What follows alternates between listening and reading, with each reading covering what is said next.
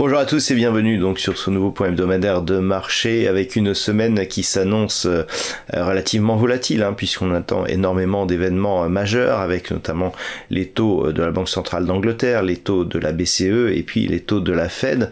Nous aurons aussi beaucoup de diffusion microéconomique de la part de grosses tech américaines et des chiffres du chômage du côté des États-Unis.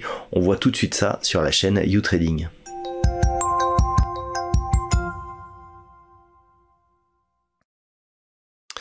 Voici donc ce qu'il faut savoir pour cette semaine qui débutera le lundi 30 janvier 2023. On va commencer tout doucement avec les chiffres du PIB qui seront dévoilés en Allemagne dans la matinée et puis nous aurons les résultats d'Alphabet. Mardi, nous aurons en Allemagne les chiffres du chômage ainsi que les chiffres de l'inflation qui seront dévoilés dans la matinée. Ensuite, nous aurons en fin de matinée en Europe les chiffres du PIB et en début d'après-midi au Canada, là aussi les chiffres du PIB, alors que du côté des États-Unis, nous aurons le Conference Board. D'un point de vue des entreprises, nous aurons entre autres McDonald's et les chiffres de Snap. Mercredi sera une journée assez chargée d'un point de vue macroéconomique puisqu'en Chine, donc dans la nuit de mardi à mercredi, en Europe et en Grande-Bretagne, donc dans la matinée, nous aurons les PMI manufacturiers. En Europe, nous aurons aussi les chiffres de l'inflation. L'après-midi, du côté des États-Unis, nous aurons le PMI manufacturier ainsi que le rapport Jolst, les stocks de pétrole brut. Et puis, dans la soirée, le FOMC donnera une réunion, ce qui sera l'occasion de donner l'évolution des taux de la Fed, dont on attend un consensus de relèvement à 25 points de base. En termes de résultats, nous aurons les chiffres de Pinterest. Jeudi, en Grande-Bretagne, nous aurons les taux de la Banque centrale d'Angleterre qui seront dévoilés par le gouverneur de la Banque centrale d'Angleterre dans la fin de la matinée. En Europe, dans le début de l'après-midi, nous aurons les taux de la BCE dévoilés donc par Christine Lagarde qui tiendra une conférence de presse dans le début de l'après-midi. Du côté des entreprises, nous aurons les résultats d'Amazon et d'Apple. Et enfin, vendredi, nous aurons les chiffres du PMI en Grande-Bretagne, divers PMI, et du côté des USA, l'après-midi, nous aurons les chiffres donc du chômage, les non-farm payroll, qui seront dévoilés donc dans l'après-midi, ainsi que le PMI non manufacturier de l'ISM. En termes de résultats, en France, nous aurons les chiffres de Sanofi. Passons maintenant à l'analyse technique des principaux actifs de marché pour cette semaine, avec un indice CAC 40 qui ne parvient pas ici à franchir cette zone des 7100 points. Nous avons eu deux zones de contact ici, la première zone au milieu du mois de janvier et puis la deuxième zone ici en fin de semaine dernière. Il semblerait que l'on soit en train de reconsolider en ce début de semaine. Il va falloir observer ce qui va se passer éventuellement sur cette zone ici des 6950, puisqu'après ces deux points hauts significatifs et très proches, si on cassait ici cette zone, on aurait une configuration potentielle en double top qui pourrait nous ramener ici sur des niveaux inférieurs à 6800 points.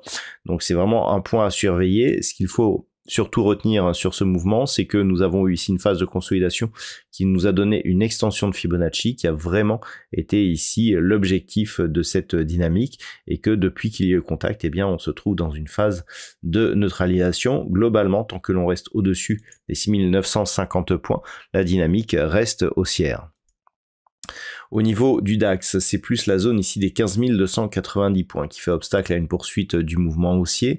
On est toujours sur une dynamique plutôt bien orientée, comme nous l'avons depuis donc la cassure de cette zone des 14 260. On est revenu aussi au-delà des 14 800, mais suite au contact ici avec cette zone des 15 290, on se stabilise.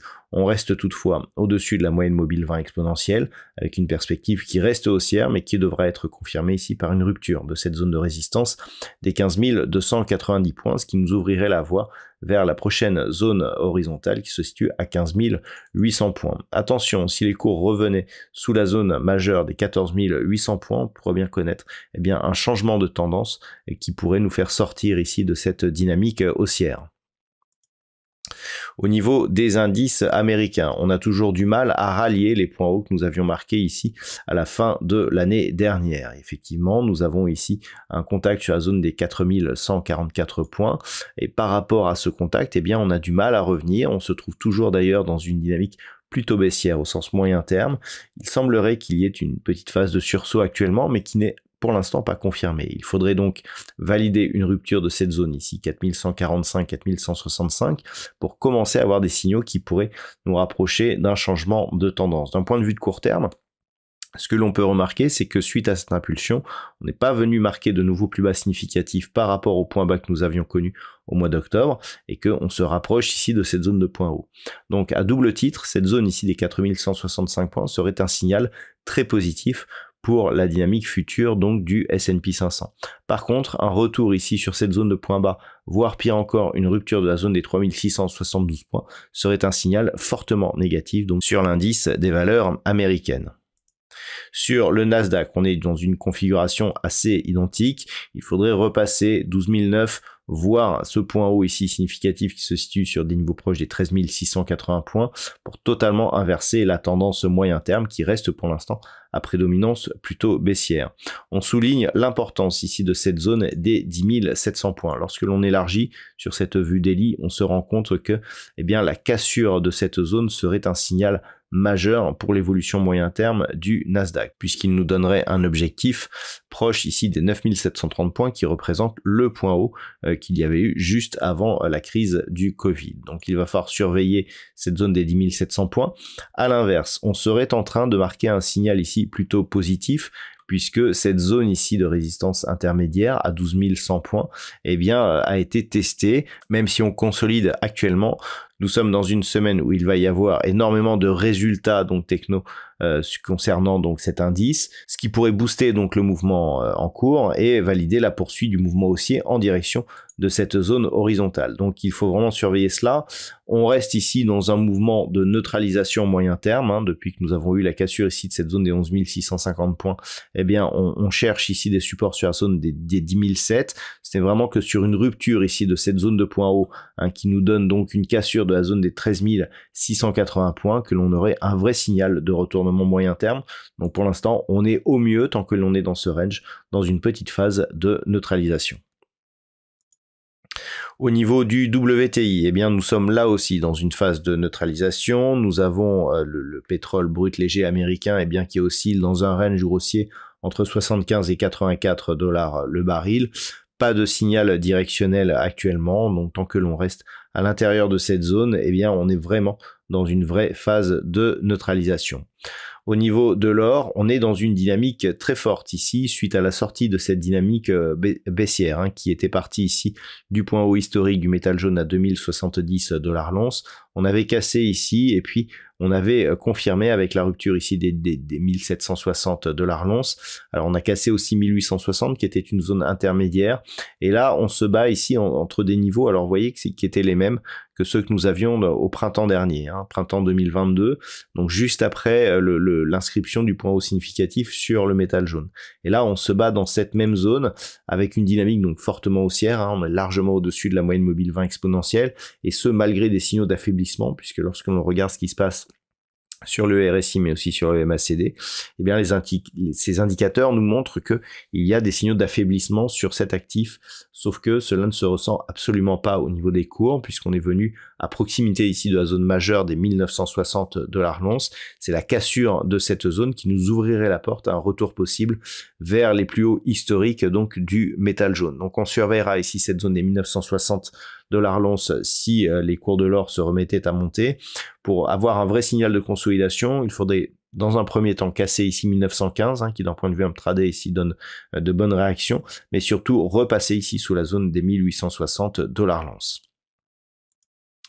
Sur le marché des devises, nous sommes toujours sur une dynamique plutôt haussière, sur la paire de devises euro-dollar. Nous sommes sortis ici d'une dynamique baissière suite à la rupture ici de la zone des 1,0360, 1,05. Et depuis, on continue ici à imprimer un mouvement haussier. On a cassé ici la zone des 1,0770. On reste toujours au-dessus de la moyenne mobile 20 exponentielle. Et donc, l'objectif, d'un point de vue moyen terme, est une poursuite du mouvement en direction de cette zone des 1,1120.